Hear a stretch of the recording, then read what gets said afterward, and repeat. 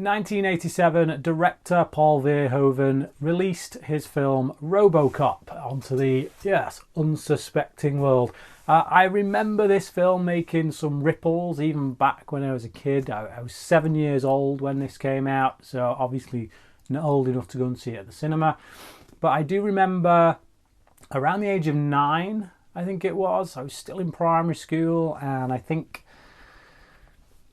copies of it had started to come out on video and surface. I don't know if they were entirely legal copies, but I do remember a friend of mine, Neil Ditchfield. He was mad on this film, and I remember him getting a hold of a copy. Like I said, I couldn't remember if it was legit or not, but I remember watching it, and yeah, I was quite horrified, to be honest, in certain scenes. But I didn't quite gravitate towards this film like a lot of people did. I was always like, yeah, it's all right, it's good, but it's I don't really see what everyone else sees in it so much.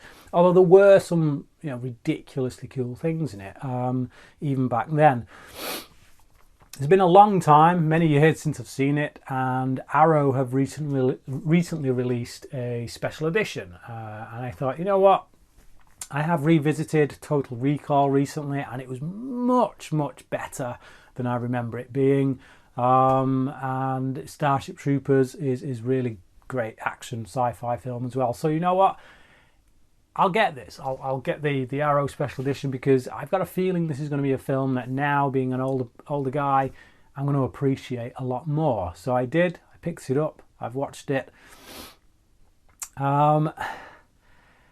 It's still not a great film for me.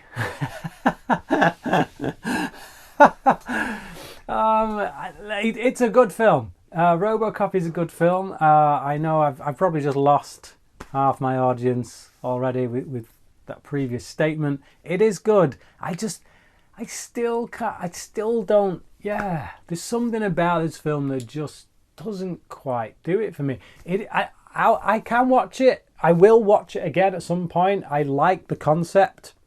I think the concept is great. Just really one of them high concepts like that you can put in one line.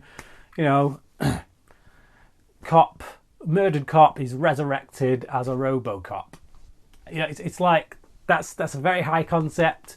What can we do with that? And we put that concept in a world that has become ravaged by crime, set in the future, and we have a multinational corporation that is pretty much involved in everything, including military weapons, it's the police, this, that, and the other, in politics, which is obviously not unlike the world we live in today in many ways. So the film kind of has a lot to say in that regard about the modern world. Even back then, it's still relevant, a lot of the stuff that the film really is talking about. Definitely, the capitalist agenda, how it kind of is essentially destroying our lives. It feeds into everything. But I don't know, I feel a lot of that is lost in cheese. This film is so much cheesier than I remember it being, insanely cheesy. And even the score, I remember the score, the score it's one of them scores that really sticks in your head. Like I say, until watching it this time around, I hadn't seen this film for 20 years at least. And yet that score I know, even without having seen it again recently, I could have hummed that score to you. It's just, yeah. But for me, it doesn't quite work in the context of the film, because it's so overly cheesy. There's moments when Robocop's driving around in the car and that score's kind of pumping away, and I'm just kind of feels like it's from a different film, something a bit more jolly and upbeat. It doesn't really feel like it's this film. Hey ho, I still like that score, that piece of music. For me, it doesn't really suit the tone of the film. I don't know if that's just me. It probably is. Let's face it, everyone seems to really love this film. Peter Weller as well, you know, like when the remake came out a couple of years ago, everyone was really down on the actor in that. I can't remember his name, but they were like, oh, you know, Peter Weller's Robocop, Peter Weller's the man, he brought so much to that role. And it's like, does he? Really? He spends most of the film behind the suit, which kind of looks plastic, to be honest. There's bits where, you know, when he's moving and you can see bits wobbling because it's clearly made of plastic, not metal, and yeah, that all just adds to the cheese factor. The kind of slightly hokey special effects, which maybe were quite good in the day but certainly aren't now. The Ed 209 stuff. Ed 209 was the coolest thing to me as a kid. It was probably my favourite thing about this film. I loved Ed 209. But yeah, now it's a stop motion effect, which is something I can appreciate if it was in a stop motion film. But when you put a stop motion effect like that into a live action film, it doesn't work for me personally. Yeah. And even the death scene of Ed 209 when he gets destroyed and he falls over and then his little leg twitches, and it's just a piling on the cheese, piling on the right, yeah. Anyway, there's some good action in here, and there's some standout scenes that are still pretty horrific and stuff that I remember as a child. I remember the scene where I can't remember the character's name. He's played by Paul McCrane, who would go on to do ER. I always remember him from ER. So it's this famous scene where, you know, he gets acid on it, his demise at the end, basically. And I remember seeing that at the end when I was like 9, when I first watched this, and I was absolutely horrified. That scene stuck with me for weeks, because it was this idea that someone who was so abhorrent, so nasty, even someone like that, during his death scene, I felt sorry for him. I actually really sympathised. I had a lot of empathy, and I think I've always been quite an empathetic person. I was quite an empathetic child, and when I saw that moment, and there's that moment when he goes to his friend and he's like, help me, and his friend's just repulsed by him and goes, and like clearly this guy is in absolute agony, and actually getting hit by the car is, well, yeah, it puts him out of his misery. It's more of a mercy killing, quite frankly, and it's just like, yeah, I remember as a child just being so sympathetic towards this guy, despite knowing what he'd done throughout the rest of the film, despite knowing he was a degenerate. And I don't know, I think that scene really did something to me as a child, just that notion of being able to sympathise with someone that actually probably deserves the electric chair. I don't know. Yeah. So the film does have power, you know. There are scenes in it that can really provoke a reaction, and do even now. Like watching that scene this time around didn't quite have the same impact on me, because obviously, you know, I'm an adult now. I've watched a lot of movies that have got a lot of things in them that are quite disgusting and whatnot, yeah, you know, violence, things like that.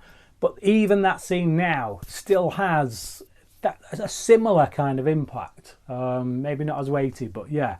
So yeah, I like Peter Weller in the role, but I don't think he brings anything that he's like no one else. Because, you know, it's not like Heath Ledger doing the Joker. It's not like Joaquin Phoenix. You're really going to have to pull something out of the bag in order for us to yeah, you know what I mean? It's not that. I don't look at Peter Weller's Robocop and think, oh, no one else can take on this role. Kurtwood Smith, so he plays the main villain, kind of the main villain. Is he the main villain or is the underling? It's hard to tell, really. There's a couple of villains in this, and it's like who's using who, that kind of thing. But Kurtwood Smith is pretty much the standout villain. He's the one that everyone remembers. Botica, or however you pronounce that name. And he goes large. I think somebody told him before he came on this film, go large or go home. And he goes large. And it's thoroughly entertaining. I think Kurtwood Smith's definitely the best part of this film. I think his it's like he understands what film he's in, I guess. He just full on 80s megalomaniacal psychopathic villain, and he's a bit of a blast to watch throughout. Miguel Ferrer and Ronny Cox are also quite fun to watch in this. Ferrer a little hamming it up a bit, I would say, at certain points, but yeah, it's cool to see these two businessmen who both are clearly not the most moral people, but they're fighting to essentially gain control of this company, and it's fun watching them go at each other. I remember thinking that Nancy Allen was quite badass as well when I was a kid and watched this. Maybe had a little crush on her at the time, I don't know, but this time around I'm not sure. She comes across to me more as the motherly kind of role. I'm not sure she suits this role. I wouldn't say she's completely miscast or anything like that. It's just, I don't know. I feel like there probably was a dozen other choices that you could have had that maybe could have given a bit more bite. She's no Linda Hamilton, let's put it that way. And while we're on that subject, if you're talking sci-fi action from the 80s, Terminator. If I look at Terminator, what Terminator is to me, I just don't think this film comes close. I know a lot of people will disagree with that, and that's fine. We're all entitled to our opinions, but if you're talking 80s sci-fi action, give me Aliens, give me Terminator, and this will be a bit lower down somewhere on the list. So I'm going to give Robocop a 3.5 out of 5. I do like it. Like I say, I know I've been overly harsh, but I think the reason for me being overly harsh is just because of how revered this film is in movie circles. So many people hold this film up, and so many people were really down on the remake because of how high they held this film up. And now getting to it, expecting so much from it, I was a bit like, okay, that's that. 3.5 out of 5 from me. But what about you? Are you one of the people who's no doubt going to want to chop my head off for such blasphemy, or do you agree with me? I don't know. Leave your comments below. Let me know your thoughts on this film. Do try to be civil. Thank you for watching, and until next time, cracking.